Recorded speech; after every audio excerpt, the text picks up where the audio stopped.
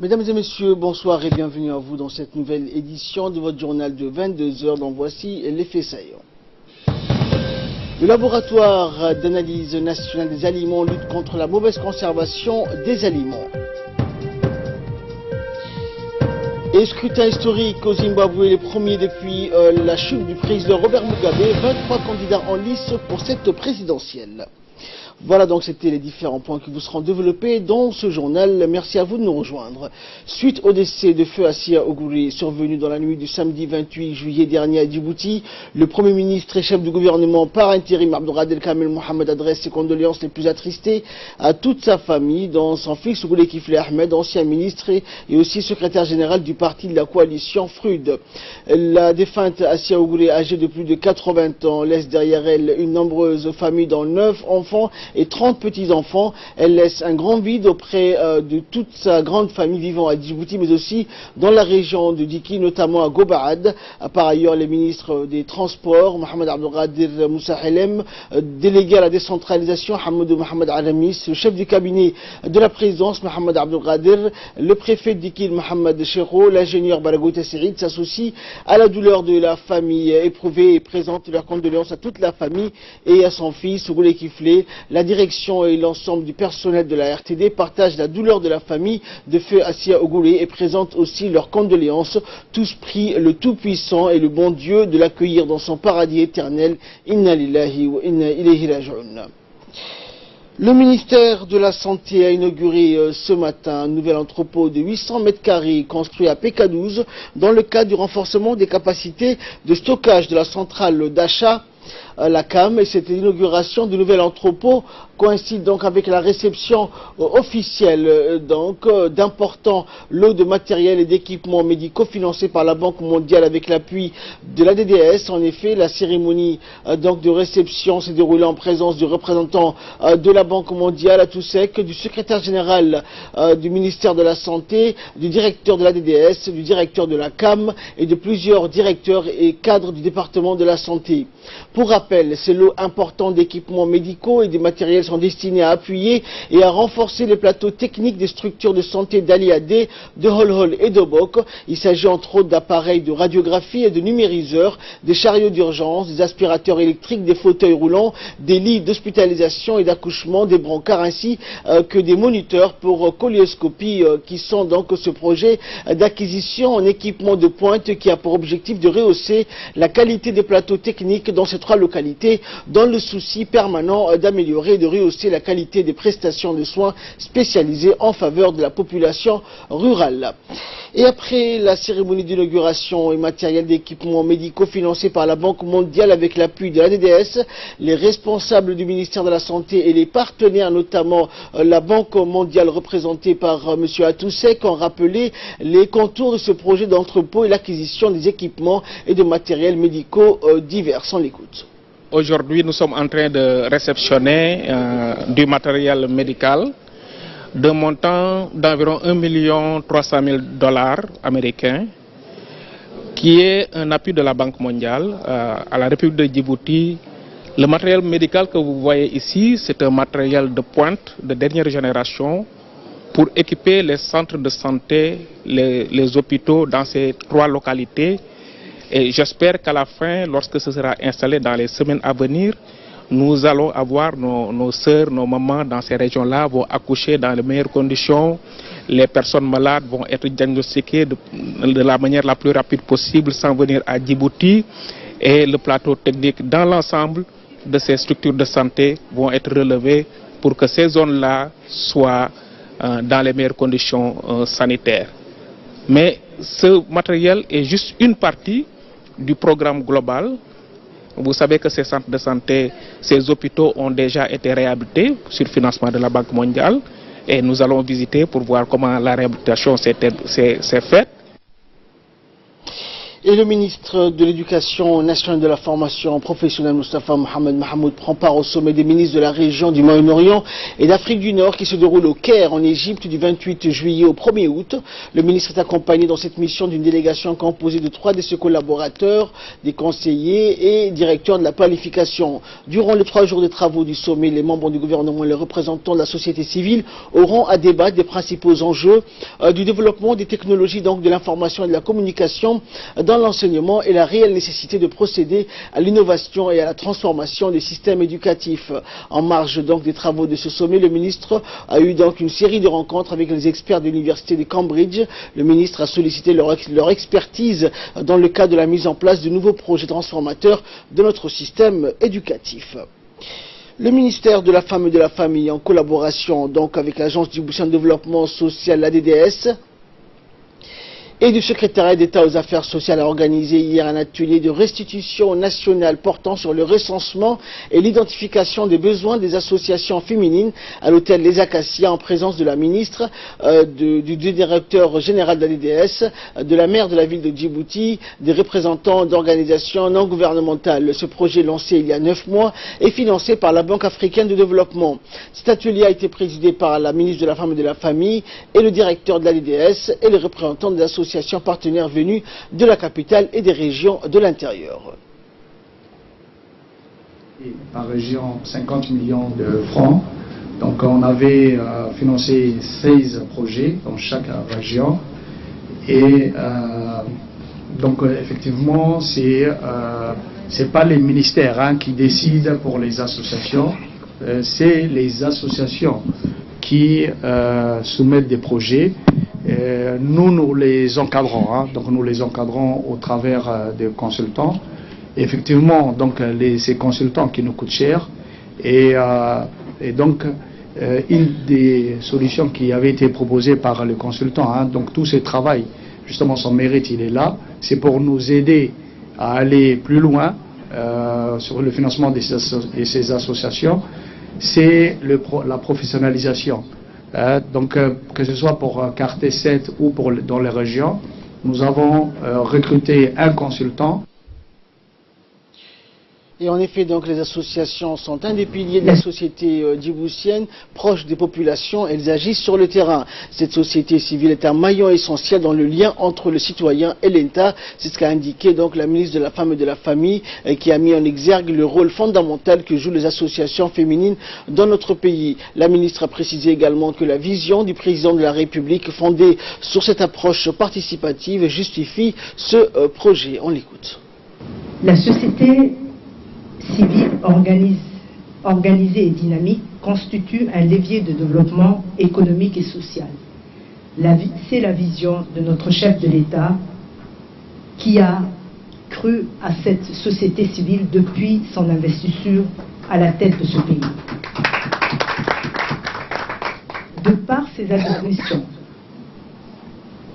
et le caractère multidimensionnel de ces actions, le ministère de la Femme et de la Famille a adopté dès sa création une approche systématique de développement du mouvement associatif djiboutien. Ainsi, en 2005, le ministère a réalisé un premier annuaire des associations actives en République de Djibouti, qu'il a revisé en 2011 et qu'il revise en 2018. Donc c'est un travail continu, c'est un travail qui a commencé. Et cette révision, elle est indispensable. Nous sommes des êtres vivants et ça bouge. Il y a des choses qui fonctionnent, il y a des choses qui ne fonctionnent pas. Et pour pouvoir avancer, on doit faire cette révision pour savoir qu'est-ce qui va et qu'est-ce qui ne va pas. C'est pas parce que nous avons fait une fois un travail qu'il faut qu'on dort sur nos lauriers. Il faut être en perpétuel mouvement, en perpétuelle écoute et en perpétuelle révision pour pouvoir avancer comme il se doit. Le ministre délégué à la décentralisation, Hamadou Mohamed Aramis, a reçu donc hier dans l'après-midi l'ambassadeur des États-Unis d'Amérique à Djibouti, Larry Edouard André. Au cours de cette rencontre, le ministre a présenté à son interlocuteur le département dont il a la charge. Il a exposé également avec la passion d'un homme de terrain issu du développement local les activités entreprises au cours ou projetées pour répondre aux attentes de la population, et ce dans la droite file donc de la feuille de route tracée par le président de la République. Le ministre Aramis a rappelé aux diplomates américains que ce dernier a accordé une grande importance à la décentralisation. Il a enfin profité de l'occasion pour présenter à son interlocuteur les besoins du département dont il a la charge pour mener à bien le processus de décentralisation. À son tour, l'ambassadeur Larry André a fait part au ministre de sa satisfaction de l'entretien. Il a tenu à lui exprimer le fait que depuis sa prise de fonction, il a eu des contacts avec plusieurs départements ministériels, mais que celui-ci est particulier parce que pour lui, le ministre délégué chargé de la décentralisation est un département donc très important de par ses missions et ses activités. Il a assuré le ministre donc du soutien de son gouvernement.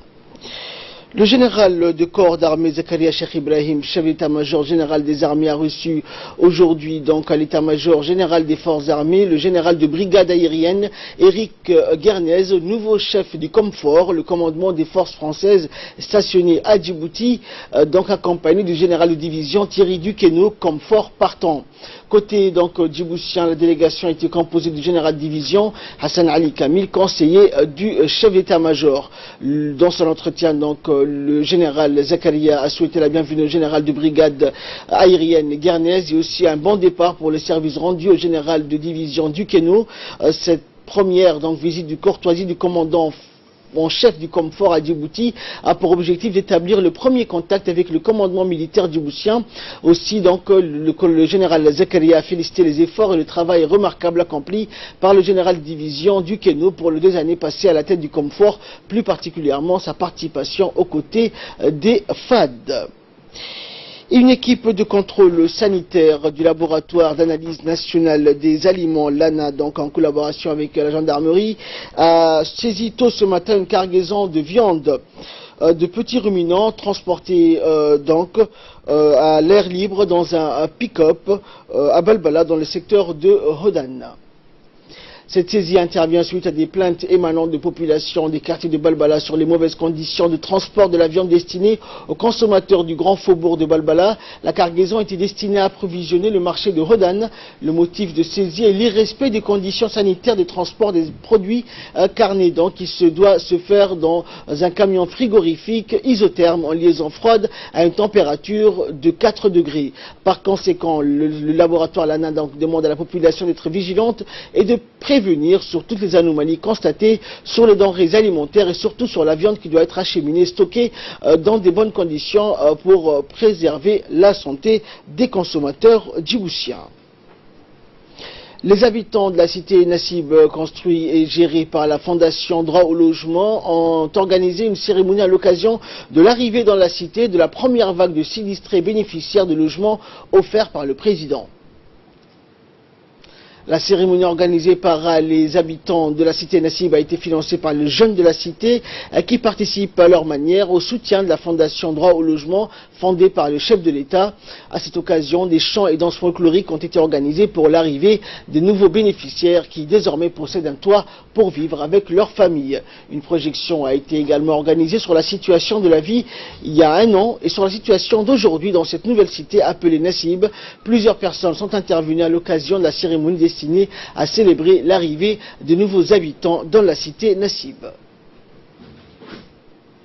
Et pour sa part, le président de la société civile de la cité Nassib et les sages du quartier sont intervenus donc pour remercier le président de la République pour avoir donné l'opportunité donc à des ménages sinistrés de loger dans la cité Nassib. Ils ont aussi remercié les jeunes de la cité qui ont organisé la cérémonie destinée à célébrer donc l'arrivée de nouveaux habitants dans cette cité. Et enfin, santé pour clore l'actualité nationale. Dans le cadre de la tournée de la caravane médicale du ministère de la Santé, une équipe mobile de l'hôpital régional d'Ali Sabié s'est rendue dans le secteur frontalier de Galilée. Cette caravane donc s'inscrit dans la politique de proximité initiée par le ministère de la Santé. Ainsi, quelques centaines de personnes ont bénéficié de soins de consultation gratuites de la part de l'équipe médicale de l'hôpital de la région d'Ali Sabié. Outre l'objectif principal donc, qui est de rapprocher de soins aux populations souvent éloignées des centres médicaux et où ils pourront donc bénéficier de soins de qualité. À savoir que l'équipe était composée d'un docteur, d'un infirmier, d'une sage-femme, d'un nutritionniste ainsi qu'un agent de vaccination pour les enfants. Et de là, nous passons à ce qui fait la une de l'actualité continentale et internationale avec Fardous Hussein. Bonsoir Fardous. Bonsoir. Alors, nous allons nous rendre au Mali où se déroulent les présidentielles et la population, donc les électeurs qui sont dans l'attente des résultats. En effet, Ahmed, au Mali, le dépouillement des bulletins de vote a commencé au soir du premier tour de l'élection présidentielle. Hier, 8 millions d'électeurs étaient appelés aux urnes, candidats à sa succession. L'actuel président Ibrahim Boubacar Keïta reste le favori de ce scrutin. Face au président sortant, 22 autres candidats sont en compétition, dont Soumaïla Cissé, le chef de l'opposition, jugé crucial pour la stabilité de la région. Cette élection a été marquée hier par des incidents au nord-est du pays, notamment une région toujours gangrénée par la présence de djihadistes. De sources officielles, le déroulement du scrutin a été perturbé dans 105 bureaux de vote sur les 23 000 recensés dans le pays. Sur place, les observateurs internationaux ont demandé des clarifications au gouvernement. Les premiers résultats sont attendus d'ici demain en vue d'un éventuel second tour. Et toujours en Afrique, toujours nous allons parler élections, notamment au Zimbabwe, un scrutin historique pour le pays. En effet, Ahmed, les bureaux de vote ont ouvert ce matin où 5,6 millions de Zimbabwéens ont commencé à voter. Un total de 23 candidats, un record, sont en lice pour la présidentielle, mais la course se joue entre l'actuel président et le patron de la ZANU-PF, l'opposant Nelson Chamisa, leader du mouvement pour le changement démocratique, le MDC. Le président Mnangagwa souhaite notamment convaincre la communauté internationale que les choses ont changé et que les élections seront libres et transparentes. Le dernier facteur qui risque de peser sur ces élections, c'est Robert Mugabe. Lui-même, il est sorti de son silence hier 29 juillet pour dire qu'il ne voterait pas pour son parti, la ZANU-PF, un parti qu'il a pourtant fondé. Je choisirai parmi les 22 autres candidats, a-t-il déclaré, laissant entendre que cela pourrait être Nelson Chamisa, un coup dur pour le parti au pouvoir, car ses sympathisants pourraient suivre l'exemple et voter pour l'opposition. Et dans l'actualité internationale, Fardous, les Russes sont dans la rue pour réclamer notamment leur retraite. Tout à fait, donc c'est le deuxième jour d'affilée de manifestations à Moscou. Des milliers de personnes se disent non à la hausse de l'âge de départ à la retraite. Reste à savoir si le mouvement contre la réforme des retraites arrive à rassembler au-delà des manifestants présents et des 2 derniers jours. Preuve de l'impopularité de la mesure, une pétition en ligne a rassemblé 2,9 millions de signatures. Quant à la cote de popularité de Vladimir Poutine, elle a plongé de quasiment 20% en 2 mois. Et enfin, nous allons parler donc de la disparition du vol MH17. Rapport au final donc, rapporte rien de nouveau. Et oui, Ahmed, plus de 4 ans après la disparition du vol MH370 de Malia Airlines, qui assurait la liaison Kuala Lumpur-Pékin dans la nuit du 7 au 8 mars 2014 avec à son bord 239 personnes. La commission d'enquête vient de rendre son rapport final. Aujourd'hui, 30 juillet à Kuala Lumpur, jamais dans l'histoire de l'aviation civile, qui plus est donc est récente, un gros porteur n'a disparu sans laisser de traces. La disparition du vol MH370 pose d'autant plus de questions que la B777 est l'un des avions les plus sûrs au monde, que la mer de Chine du Sud est l'une des mers les plus surveillées de la planète. Le responsable de l'enquête a ouvert la conférence de presse qui a eu lieu ce matin à Kuala Lumpur en annonçant que ce rapport final, en fait, n'a pas un final car la conclusion du rapport d'enquête a été incapable d'établir la véritable cause de la disparition du MH370. Ahmed. Merci Fardous, c'est la fin de cette édition. Merci à vous de nous avoir suivis. Excellente soirée à toutes et à tous.